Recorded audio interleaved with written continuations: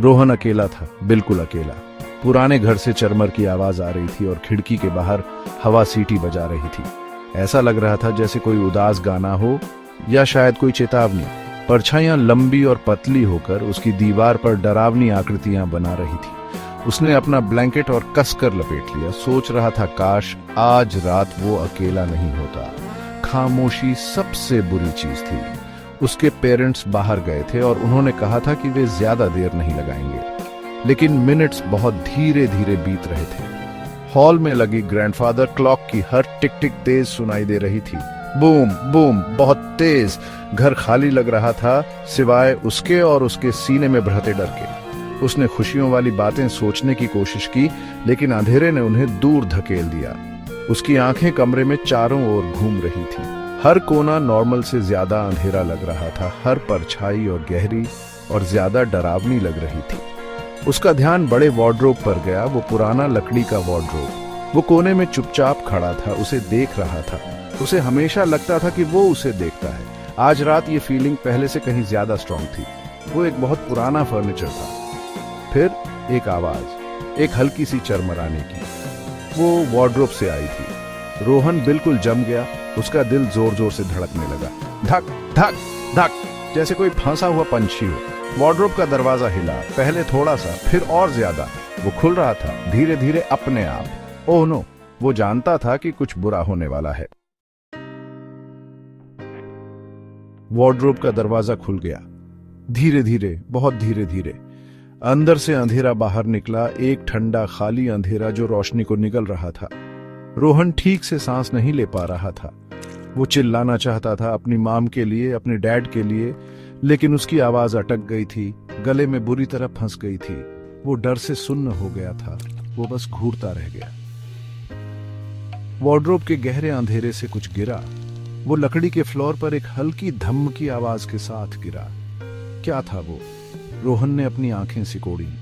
उसे जानना था, भले ही वो डरा हुआ था, बहुत ज्यादा डरा हुआ। उसने एक छोटा कदम बढ़ाया, फिर दूसरा। वो थोड़ा और पास सरका। उसके पैर कांप रहे थे। वो एक डॉल थी, एक पुरानी भूली हुई डॉल।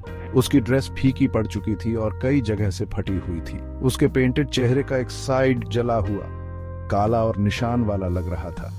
उसके सिंथेटिक बाल बिखरे हुए थे, उलझे हुए और चिपके हुए। उसकी कांच की आंखों में से एक टूटी हुई थी, जैसे मकड़ी का छोटा सा जाला हो। वो सच में एक भयानक दिखने वाली डॉल थी। उसे देखकर उसकी रियर में सिहरन दौड़ गई। रोहन ने उसे पहले कभी नहीं देखा था, अपनी पूरी लाइफ में कभी नहीं। वो कहां से आई थी? क्या वो हमेशा वार्डरोब में छुपी हुई थी, बिल्कुल पीछे इंतजार कर रही थी? Gap 2S। उसे वो बिल्कुल पसंद नहीं आई। उसे उसकी अजीब सी स्माइल पसंद नहीं आई। उसकी पेंटेड, स्थिर, बिना पलक झपकाए वाली स्माइल। उसे कुछ गलत लग रहा था, बहुत बहुत गलत। वो चाहता था कि वो गायब हो जाए। वो डॉल को घूरता रहा, उस झली हुई क्रीपी डॉल को। वो फ्लोर पर पड़ी थी, इतनी शांत और चुपचाप, लेकिन रोहन को वो शांत नहीं लग रही थी। वो जिंदा लग रही थी किसी तरह। कमरा अचानक ठंडा हो गया, या ये सिर्फ उसे लग रहा था? उसके रोंगटे खड़े हो गए। उसके हाथों और गर्दन पर हर जगह गूज़बम्प्स आ गए। उसे अपनी हड्डियों तक में ठंड महसूस हुई। फिर उसने सुना एक फुसफुसाहट, धीम, इतनी ज्यादा धीम। हेलो, उसने कहा। रोहन ने झट से सिर उठाया। उसने कमरे में जल्दी से चारों ओर देखा। क्या वहां कोई और था? बेड के नीचे छिपा हुआ, या पर्दों के पीछे? नहीं, वो बिल्कुल अकेला था, बस वो और वो डॉल, वो क्रीपी जली हुई डॉल। आवाज बहुत पास से आई थी। Do you want to play a game with me? आवाज फिर आई, इस बार और पास से। वो डॉल थी। डॉल बात कर रही थी। उसे यकीन था, लेकिन उसके पेंटेड होंठ बिल्कुल नहीं हिले। उसकी पेंटेड स्माइल वैसी की वैसी ही रही। रोहन का खून ठंडा पड़ गया, जैसे उसकी नसों में बर्फीला पानी हो। डॉल्स बात नहीं करती, वो बस नहीं करती। ये इम्पॉसिबल था। अचानक डॉल की आंखें बदल गई, दोनों, अच्छी वाली भी और टूटी हुई वाली भी। उनमें एक अजीब सी रोशनी चमकने लगी, एक हल्की लाल रोशनी। पहले हल्की, फिर तेज और तेज। वो रोहन पर टिक गई, उसे अपनी जगह पर जमा दिया। उसे देख रही थी। वो उनकी नजरों में फंस गया था। वो नजरें नहीं हटा पा रहा था। डॉल की आंखों से निकलती लाल रोशनी और तेज हो गई। उसने पूरे कमरे को खून जैसे लाल रंग में रंग दिया। रोहन आखिर में चीखा, एक छोटी डरी हुई चीख जो मुश्किल से उसके होंठों से निकली। उसने पीछे हटने की, भागने की कोशिश की, लेकिन उसके पैर 1 इंच भी नहीं हिले। वे भारी पत्थर जैसे लग रहे थे। डॉल की स्माइल अब और चौड़ी लग रही थी और तीखी किसी तरह, और ज्यादा शैतानी। कमरे में हवा भारी हो गई, बहुत भारी। सांस लेना मुश्किल हो रहा था, जैसे कोई चीज उसके सीने पर दबाव डाल रही हो। डॉल बस घूरती रही। उसकी भयानक लाल आंखें उसे जला रही थीं। कमरे की खामोशी सिर्फ रोहन के तेज घबराए हुए दिल की धड़कन से टूट रही थी। धक धक धक, किसी भी ड्रम से ज्यादा तेज जो उसने कभी सुना हो।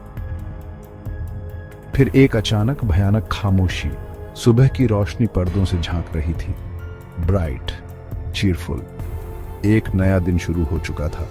रोहन के पेरेंट्स घर आए। उन्होंने उसका नाम पुकारा। उनकी आवाजें लाइट थीं। रोहन, हम वापस आ गए स्वीटी। उनकी आवाजें शांत घर में गूंज रही थी। कोई जवाब नहीं आया। उसका कमरा साफ था, जरूरत से ज्यादा साफ और शांत, बहुत ज्यादा शांत। रोहन जा चुका था, गायब। लेकिन वो पूरी तरह से नहीं गया था, सच में नहीं। फ्लोर पर कमरे के बीच में एक पुरानी डॉल बैठी थी, वही जली हुई डॉल। उसकी आंखें फिर से नॉर्मल थी, बस पेंटेड कांच, फीकी और बेजान। उसके चेहरे पर उसकी वही क्रीपी पेंटेड स्माइल थी। उसके छोटे पोर्सलिन हाथ में उसने कुछ पकड़ रखा था, रोहन की फेवरेट छोटी लाल टॉय कार। डॉल खुश लग रही थी,